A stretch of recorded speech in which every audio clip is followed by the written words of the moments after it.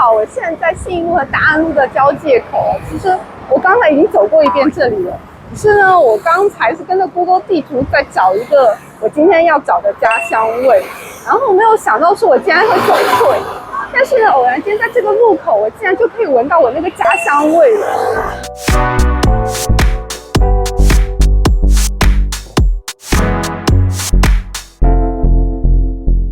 这影片当中，就是我有介绍说我是从上海来的。那从户籍角度，我的确是上海姑娘。不过我出生还有我的童年，都是在一个连很多大陆人都不太了解的一个江南水乡城市湖州。然而我却可以在台北找到家乡的味道，湖州粽子。所以今天特别要来尝一尝这个家乡的味道。我猜可能会有改良吧，不过呢，我还是非常的期待哦。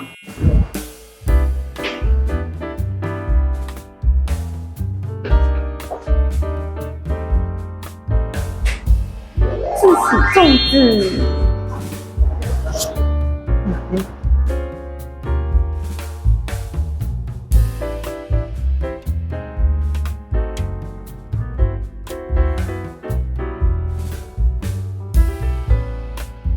货道其实非常宽敞，但是听说里面的空间只有6到8平，这个我有点不太理解为什么是这样设计。自喜粽子在哪里啊？请问一下，四喜粽子店在哪里呀？四喜的粽子。买账哦，要买账哦。不好意思，我想买一下四喜的粽子。对，请问是在哪个方向？你家买了，你家来了？在那边吗？我说两句。啊，主要无靠近。你家个就看一条。谢谢。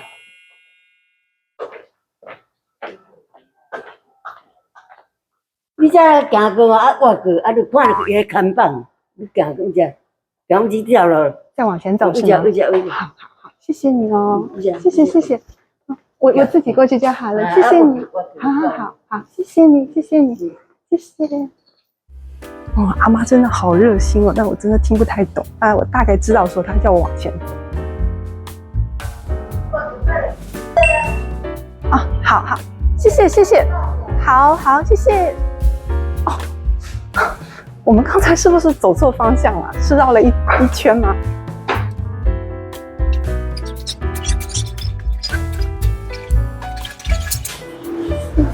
粽子，哇！你好，想要什么？我第一次来，我想看看，因为听说这边卖的是湖州粽子，是吗？对。因为我是湖州人，所以我就特别想来尝一下，是不是跟家乡的一样？鲜肉。那这紫米的那个是在冰箱里面，其他的都可以直接吃。哦，了解。那我还有排骨粽，请问排骨粽会有骨头吗？有骨头。哦，还有。它是用的肉部位不一样，它用五花排带骨。哦。鲜肉好，鲜肉蛋黄。那先生可以给我一个鲜肉蛋黄粽吗？一个蛋黄，好，可以。谢谢哦。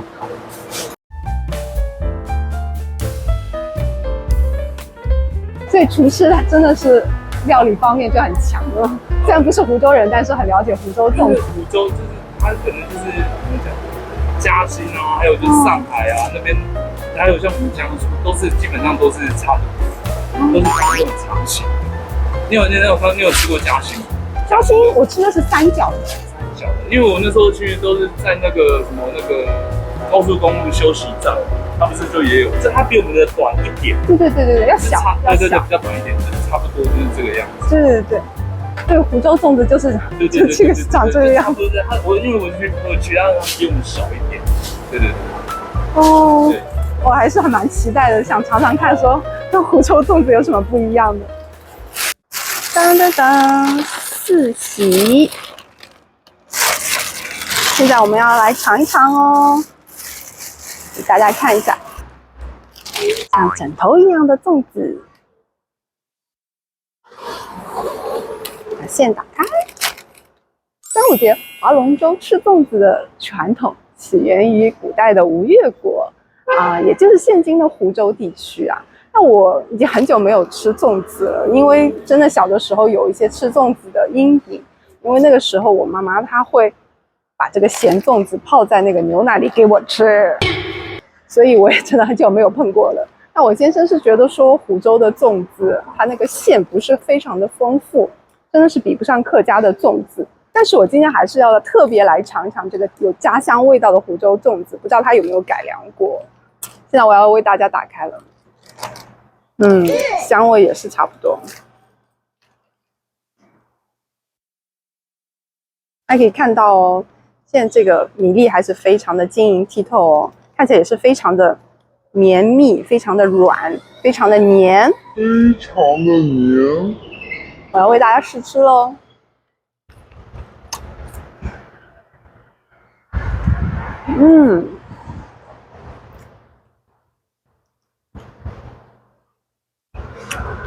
真的跟家乡味道差不多，因为它本身不需要沾什么料，然后就自带一股酱油的香味，但这个酱油香味也不会很咸，是淡淡的那种。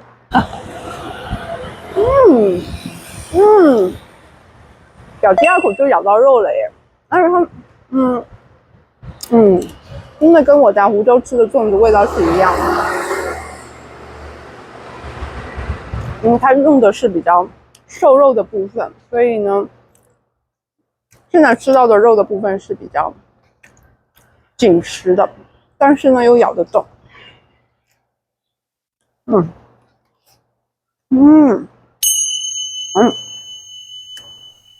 吃到一口肥肉，的确如此。所以你们可以想象，当这个粽子是泡在牛奶里的时候，那个口感，很好吃哦。回家了。今年春假的时候，本来先生呢是打算带我们去台中玩3天，然后顺便呢可以去南投去看外婆。可是呢，一看这个酒店的价格实在是涨得太夸张了。然后我们就想到说，之前有去过宜兰，那孩子也很喜欢在那个温泉酒店里泡温泉啊，想说，要不再去一次好了。然后一打开价格一看，哇，这价格怎么还是涨得那么夸张啊？想2020年疫情刚开始的时候呢，大家没有办法出国玩，有很多社会人士就呼吁说，那就把眼光放在国旅上就好了。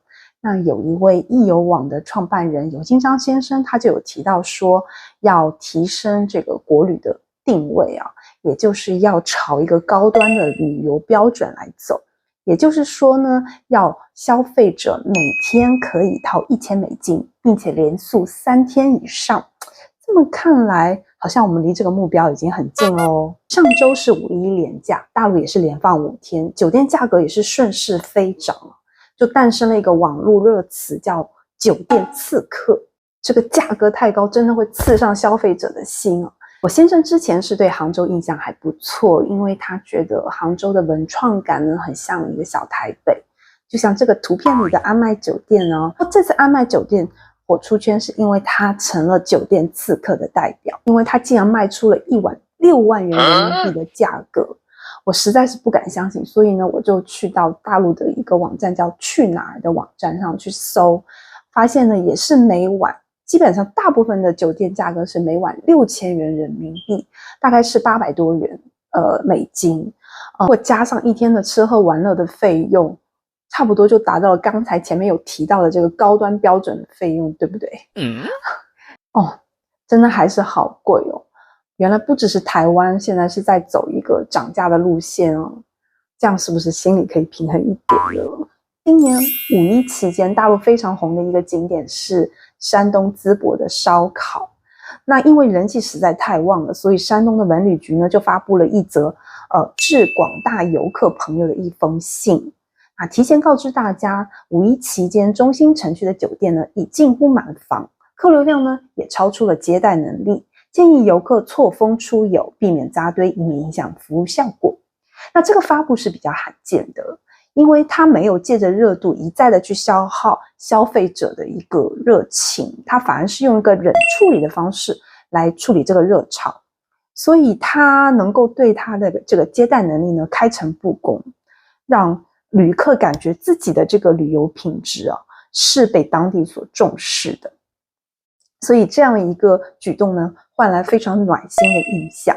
其实今年一直在说这个短假的涨价的问题哦。其实我觉得涨价是一个正常的现象虽然大家可以理解，但是呢很难以接受，因为廉价的开销本来就很凶，然后去到景点还非常的拥挤，所以感受度是比较差的。看到两岸都是一样的，那大家是不是有一些好的建议或者想法，在未来有可能来提高这个旅游的 BP 值吗？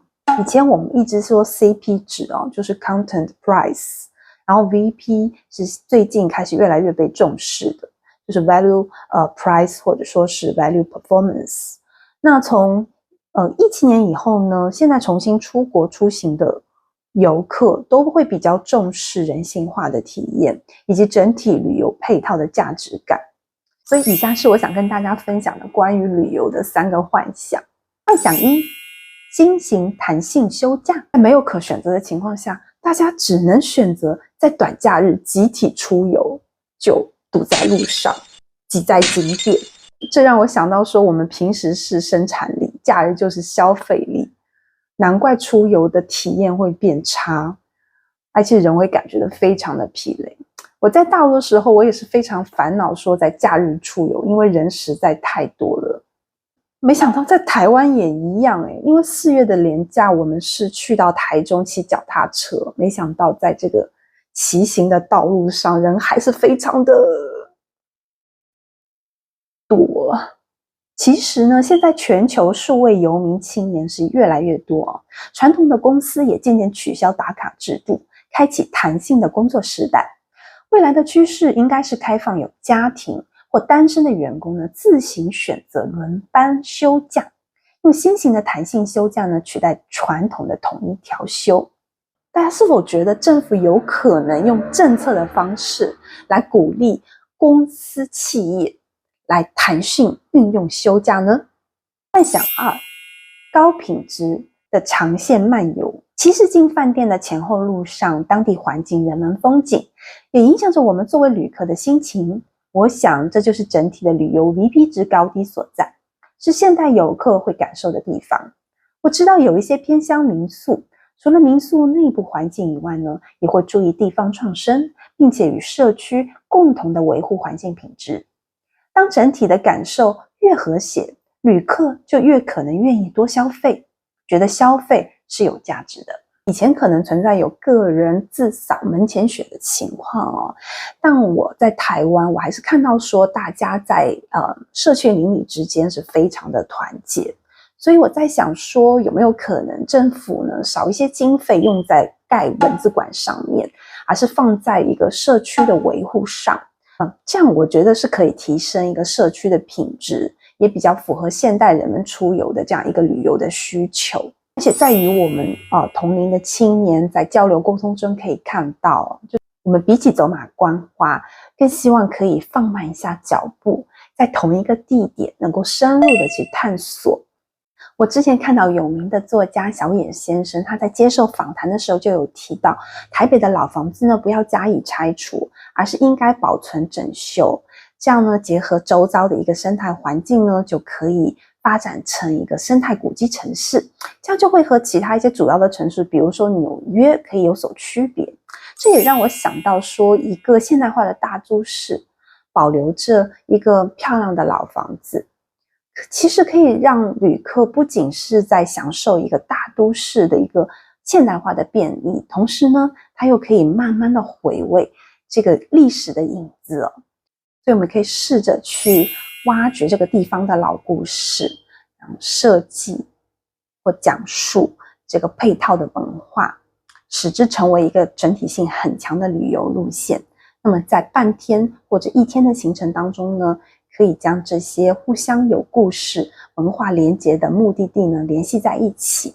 那旅客1天玩下来呢，也会有非常完整的一个习得感。幻想3，安全感。宽敞、郊区、宁静、安全距离、客制化 luxury， 这是疫情后国际旅游非常热门的关键词。其实大家都想和自己的亲朋好友呢，在安全的空间里面呢，度过一个美好的时光，也能更加的让彼此的关系变得紧密哦。生活在台北市和新北市啊，其实我能够感受到这些城市所带给人们的这个安全感，包括友善的路人清晰的道路指引，还有适当的一个社交距离等等，这些都可以让我们在一个相对舒适的一个状态下。所以在这一点上，我要为台湾点一个赞哦。说了这么多呢，如果最后要用一个词来形容，就是我们现在对于旅行的一个需求，我觉得就是信任感。像这部影片一开始呢，走在信义路附近的小巷子，前往信维大楼的路上呢，我知道自己是安全的，走路是自在的，而且我知道路边偶尔会有一些好看的风景，可能是某户人家精心的铁窗雕花，或者是某个里长用心设计的亲切标语，或者是某个干净的小公园，我随时可以带孩子去放电。这种对台北的信任感呢，其实我以前在上海生活是比较少有的，很难说自己是在一种放松的状态下。其实关于信任感，我体验过的其他几个城市，像九份啊、台中啊、礁溪啊，还有乌来我觉得都是很有信任感的。那台湾还有哪些地方大家推荐我可以在5、6月份再去走走看看呢？欢迎给我留言哦。今天就到这边吧，拜拜喽。